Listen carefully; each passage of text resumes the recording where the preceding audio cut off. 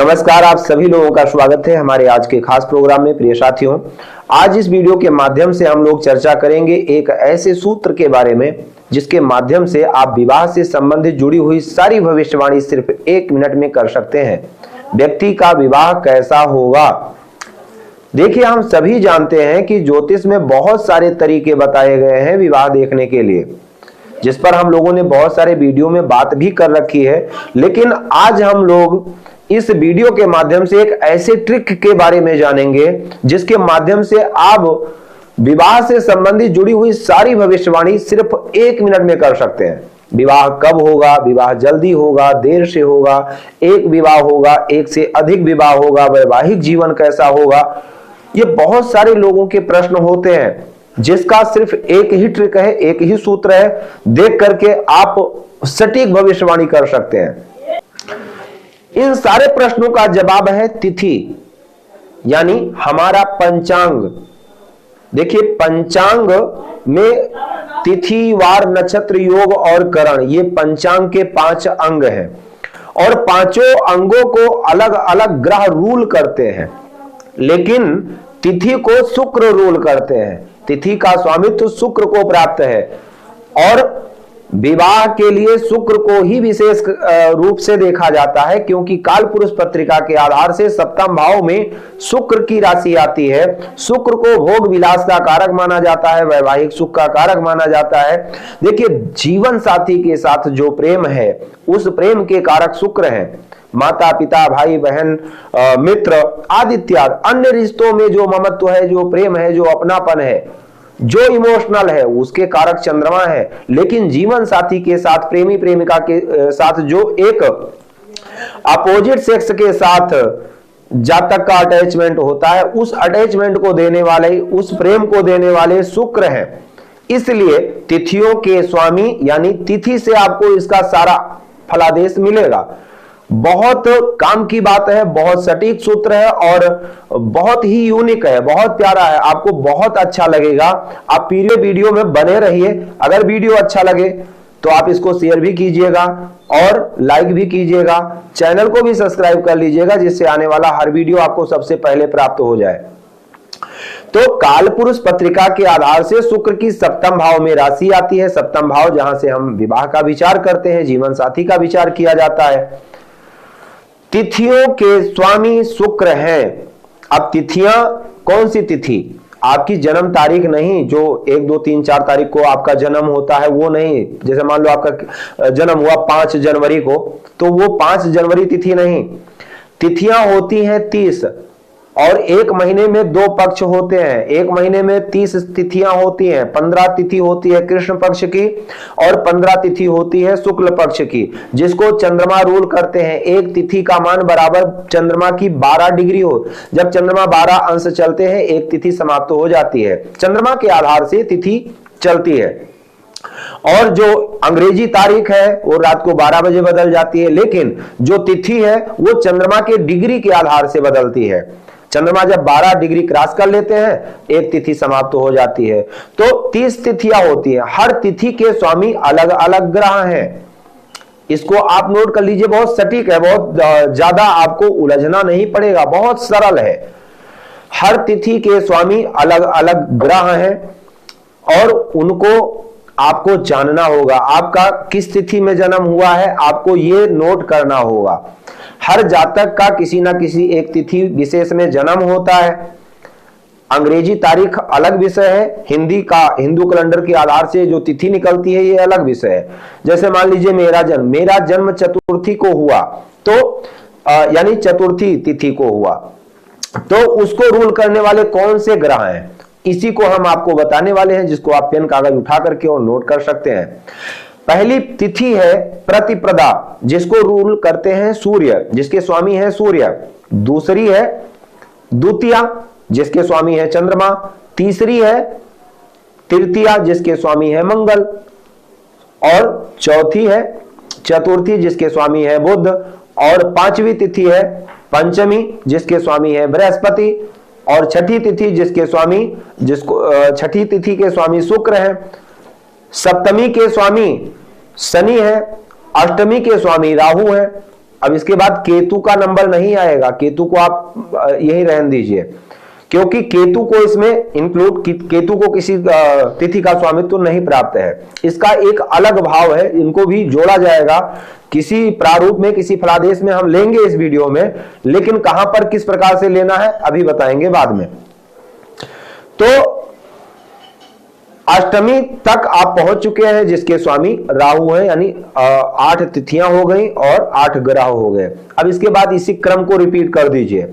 अष्टमी के बाद नवमी तिथि के स्वामी सूर्य, दशमी के स्वामी चंद्रमा, एकादशी के स्वामी मंगल, द्वादशी के स्वामी बुध, त्रयोदशी के स्वामी बृहस्पति, चतुर्दशी के स्वामी शुक्र और अमावस या पूर्णमासी के स्वामी शनि होंगे।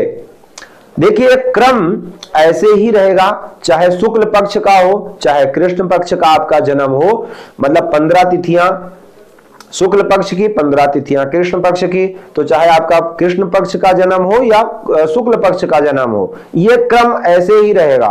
तो आपका जन्म जिस भी तिथि में हुआ है, अपने तिथि के स्वामी ग्रह को याद कर लीजिए। मान लीजिए आपका जन्म पंचमी तिथि को हुआ है, या मान लीजिए आपका जन्म परिवा को हुआ है, चाहे वो कृष्ण पक्ष की या शुक्ल पक्ष की स्वामी सूर्य ही होंगे। अब आपका जन्म प्रतिपदा को हुआ, यानी एकम को हुआ, जिसको रूल करते हैं सूर्य। अब आपके तिथि के स्वामी होंगे सूर्य। तो सूर्य को देख लीजिए, सूर्य कितना बलवान है, किस स्थिति में है, कहां पर स्थित है जन्म पत्रिका में। अगर सूर्य उच्च राशि के हैं, मित्र राशि के हैं, शुभ ग्रह से दृष्ट हैं, शुभ ग्रह के साथ बैठे हैं, केंद्र में है, त्रिकोण में है, तो निश्चित है अच्छा परिणाम होगा, विवाह जल्दी होगा, विवाह शीघ्र हो जाएगा और अच्छा वैवाहिक जीवन होगा।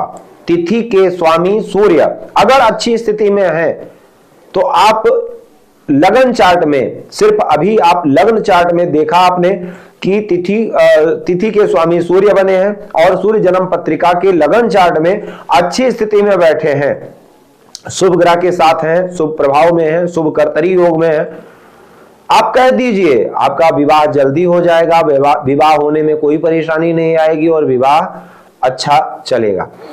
अब इसके बाद देखिए, अब यहां पर आप लोगों के मन में यह भी आएगा, सूर्य अगर नवांश में अच्छी स्थिति में ना हो, तो मान लीजिए लगन चार्ट में बहुत अच्छी स्थिति में बैठे हैं, तो नवांश को ब्रह्मवाणी कहा जाता है। नवांश ही पूरी तरह से आपको संतुष्ट करता है कि आपकी जन्म पत्रिका में ये ग्रह किस स्थिति में है, बलवान है या कमजोर है। अगर लगन चार्ट में आपका सूर्य बहुत अच्छी स्थिति में है, षटबल में देख लीजिए 6 प्रकार का जो बल है जिसके आधार से ग्रहों का बला बल देखा जाता है, उस प्रकार से देख लीजिए आप कि सूर्य कितना बलवान है। और उसके बाद अगर मान लीजिए नवांश में सूर्य की स्थिति अच्छी नहीं है, वहां 6, 8, 12 भाव में है, पाप कर्तरी योग में है, शनि से दृष्ट है, पाप कर्तरी योग में है, शत्रु राशि में पहुंच गए, तब आप ये कह सकते हैं कि आपका विवाह तो जल्दी हो जाएगा, लेकिन विवाह चलना मुश्किल हो जाएगा, वैवाहिक सुख में परेशानी आएगी, दाम्पत्य जीवन में परेशानी आएगी।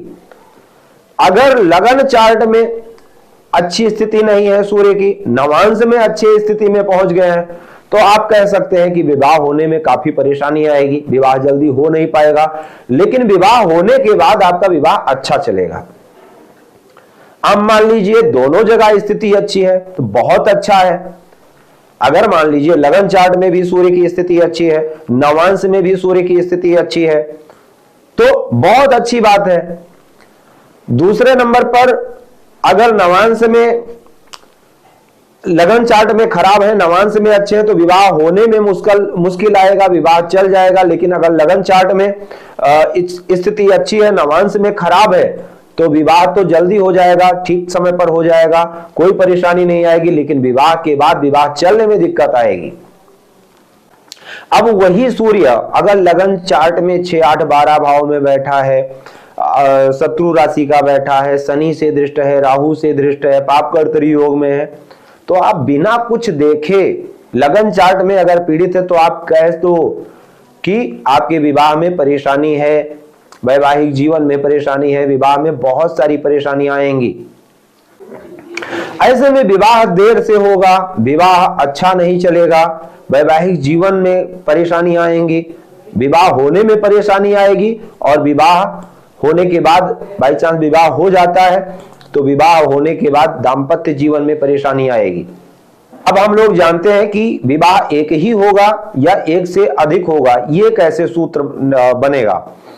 तो अगर आपके तिथि के स्वामी सूर्य हैं, मान लीजिए आपके तिथि के स्वामी सूर्य हैं और सूर्य ही आपके लगन चार्ट के सप्तम के स्वामी बन जाते हैं, यानी तिथि का जो स्वामी ग्रह है वही अगर सप्तम का स्वामी बन जाता है तो एक से अधिक विवाह के योग बन जाते हैं, ऐसा देखने को मिला है। दूसरा सूत्र है, आपके तिथि का स्वामी जो ग्रह है वो अगर द्वादश स्थान में बैठा हो, अगर लगन चार्ट के 12वें घर में बैठा हो तो एक से अधिक विवाह के योग बन जाते हैं। यदि किसी जातक की जन्म पत्रिका में तिथि के स्वामी के साथ केतु की युक्ति हो, मतलब किसी भी प्रकार से या तो दृष्टि संबंध बन रहा हो केतु का तिथि के स्वामी के साथ, यानी मान लीजिए प्रतिपदा का ही जन्म है, सूर्य तिथि के स्वामी बनते हैं और सूर्य के साथ केतु की युक्ति हो जन्म पत्रिका के किसी भी भाव में, दृष्टि भी दे रहे हो केतु, तो ऐसे में धीरे धीरे विवाह के बाद निरस्ता आ जाती है, यानी वैवाहिक जीवन खराब हो जाता है। कई बार ऐसा भी होता है कि व्यक्ति अलग होने का भी सोच लेता है, विवाह में कोई प्रेम नहीं रह जाता है वैवाहिक जीवन में। अगर केतु और शुक्र एक साथ युक्ति करके बैठे हो, देखिए शुक्र क्या है, भोग है, विलास है, वैवाहिक सुख है। देखिए केतु क्या है, केतु अंधकार है, केतु के पास नेत्र नहीं है, स्पिरिचुअल पावर है, इमेजिंग पावर है, और उसको शुक्र और केतु दोनों का फलादेश बिल्कुल अलग है, एक दूसरे अपोजिट है। ये वैराग्यता है, वो भोग है। इसलिए केतु और शुक्र की युक्ति जब होगी तो धीरे धीरे कहीं ना कहीं वो प्रेम खत्म हो जाएगा, समाप्त की तरफ हो जाएगा।